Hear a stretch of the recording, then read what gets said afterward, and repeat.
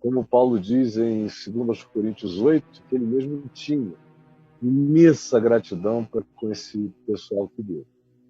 E agora Paulo está mandando para eles a sua segunda epístola. Por quê? Porque tinha aparecido lá entre os tessalonicenses um grupo de pregadores escatologistas falando que a volta do Senhor estava se cumprindo imediatamente e dando alguns sinais falsos disso. Então, que tem um cuidado todo carinhoso por esse grupo tão originalmente generoso, manda essa segunda carta para eles dizendo, olha, não é assim, não sejam enganados por ninguém, por nenhum sinal, por nenhuma palavra, por nenhuma epístola, por coisa alguma que venha demover a mente de vocês com facilidade. Não se deixem perturbar, quer por espírito, quer por palavra, quer por epístola, como se procedesse de nós, como se fosse alguma coisa que a gente, usando até o nome de Paulo para mandar cartas fake news, cartas fajutas, cartas mentirosas, ou gente chegando lá e dizendo, olha, essa é a última palavra que Paulo está pregando, e inventavam uma história que não tinha absolutamente nada a ver. E Paulo diz, esses que chegam aí com perturbação, tentando mudar vocês da raiz profunda, vocês a fincarem no chão da consciência da fé, perturbando vocês, trazendo a vocês um espírito, dizendo que é uma revelação. Não creiam nisto. Também palavras dizendo que são palavras de sabedoria sobre a volta do Senhor. Não creiam nisto. Epístolas supostamente reproduzindo o que eu ensino, não vem de mim, afirmando que é chegado o dia da volta do Senhor. Não creiam nisto.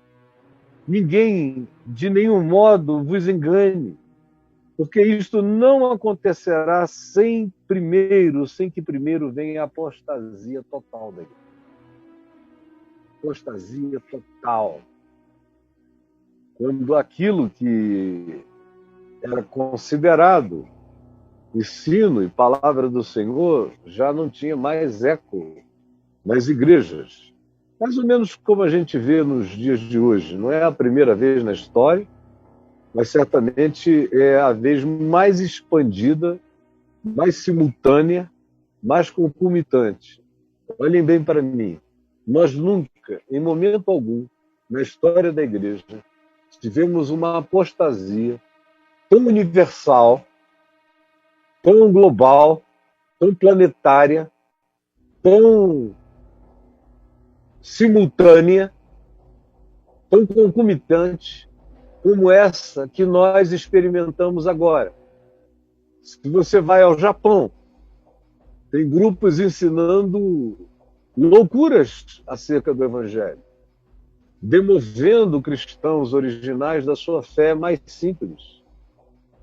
Se você for à China, que já teve fama daquela igreja sofredora, que alimentou a nossa alegria de esperança, de perseverança durante muitos anos, enquanto o comunismo de raiz, o comunismo maoísta, diferente desse comunismo de Nutella que está lá na China hoje, no tempo do comunismo de raiz, a igreja da China era a igreja que mais estimulava o mundo.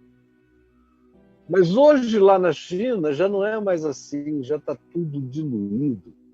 A teologia da prosperidade tomou conta para todos os lugares. Se você for a qualquer lugar em Israel, a igreja já está totalmente corrompida lá. É uma igreja de prosperidade, é uma igreja de fetiche, é uma igreja dispensacionalista na sua escatologia. Se você for na África, a África está toda corrompida. Tá, assim como o Brasil, em alguns aspectos piorado, com mais magia, com mais loucura, com alguns pastores mais desvairados até nas suas expressões públicas, no que dizem e fazem. Aqui entre nós e na América Latina toda, meu Deus, a apostasia é geral. Ninguém ensina mais o evangelho, a justificação pela fé, o arrependimento, a conversão, o novo nascimento. Quando eu digo ninguém é porque sobraram uns poucos, mas a grande maioria está absolutamente noutra. É dinheiro, é fama, é poder político, é capacidade de controle, é só isso que interessa.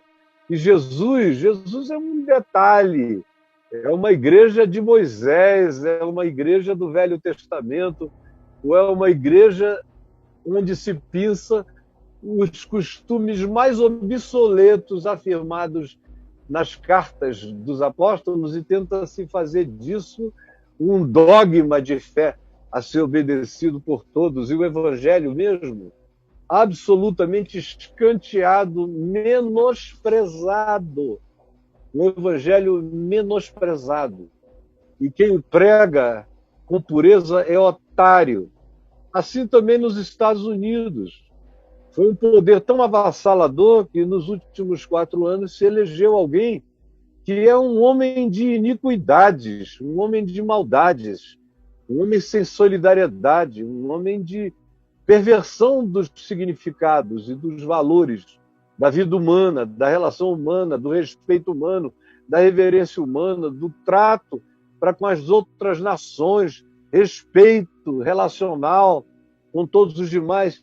Um homem de maldades eleito pelos crentes. E aqui, algo completamente semelhante. É uma loucura desvairada, bancada pela apostasia da igreja. Uma igreja que perdeu sua santidade, perdeu seu compromisso com Jesus, com o evangelho, com a conversão. Uma igreja que não crê mais em conversão, que diz que bandido bom é bandido morto, porque não crê mais que bandido bom é bandido convertido, que nasceu de novo, como antigamente se cria, agora não mais.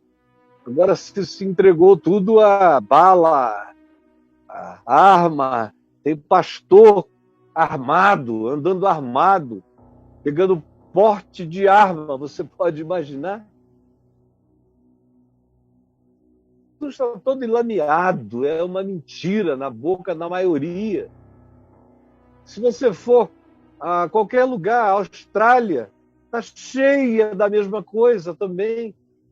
E se você vai na Europa, você não vê assim catedrais tomadas por isso, mas você vê as catedrais morrendo e você vê a explosão disso em salões, em teatros alugados, mas é isso que cresce, é isso que se espalha. É o mesmo espírito.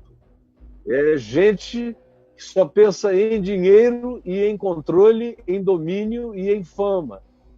É uma apostasia como nunca se viu antes na história da igreja, você tem uma ideia.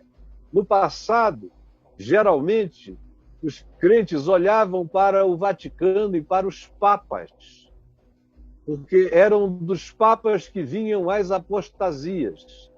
Antes do Papa João XXIII, por exemplo, foi o Papa que fez um corte, estabeleceu de novo princípios do Evangelho. Mas antes disso, de Lutero para cá, eram os papados que carregavam a imagem da apostasia. Não tem mais. Antigamente você tinha, eu ainda cresci numa geração de nomes que estavam aí presentes, além do Bailey. Você tinha o John Stott, você tinha tido o C.S. Lewis, você tinha tido gente limpa, idônea, alguns mártires em Uganda, na África, gente segurando a bandeira sozinho, os da igreja sofredora na China. Tudo isso acabou. A única igreja que ainda cresce sem heresias é a igreja do Irã, porque ninguém sabe onde ela está, ela não tem templo, ela não tem linguagem, ela não tem grito, ela não tem palavras nas ruas, ela não tem nada. ela só se comunica em códigos. E aí quem entende os códigos vai sendo reunido e levado para as casas. Mas no mais, a apostasia tomou conta, como nunca antes, na história universal. Nunca se viu coisa igual. É o que Paulo diz a esses irmãos em Tessalônica, dizendo, olha, Jesus não vai voltar antes que um grande sinal se estabeleça. E esse sinal é a apostasia geral de todos aqueles que carregam o nome dele e que vão ser tomados pelo espírito desse engano, pelo espírito da mentira, a tal ponto que a sociedade ocidental foi batizada pelas suas práticas, e a sociedade ocidental é a sociedade que representa a força do cristianismo. Foi batizada de sociedade pós-verdade. Deveria, de fato, ser batizada com o nome de sociedade da mentira, da operação do erro, do engano. Como ele diz, ninguém vos engane de nenhum modo, porque isto, a volta do Senhor, não acontecerá sem que primeiro venha a apostasia. A apostasia é da igreja, não é do mundo. A apostasia sempre é da igreja, é o desvio. É o grande desvio, sem que primeiro venha o grande e total desvio, a apostasia. Aí então, por causa da apostasia, vai ser revelado o homem da iniquidade. Isso é extraordinário. A verdade é encolhida e manifesta o homem da iniquidade que se levanta contra tudo que se chama Deus. Se chama Deus quando é Deus, se levanta contra o Deus verdadeiro, a palavra do Deus verdadeiro, o evangelho do Deus verdadeiro, o verdadeiro culto em espírito e em verdade, não é qualquer culto. Porque esse homem da iniquidade gosta de cultos, gosta de religião. Ele não gosta do evangelho. Ele não gosta do culto em espírito e em verdade. Ele gosta de se assentar no lugar de onde ele pode falar em nome de Deus e as pessoas ouvirem o eco da voz dele como um eco fundado, baseado e validado por Deus. Por isso é que ele se ostenta como se ele fosse o próprio Deus. A palavra de Deus é ouvida como saindo da boca desse homem.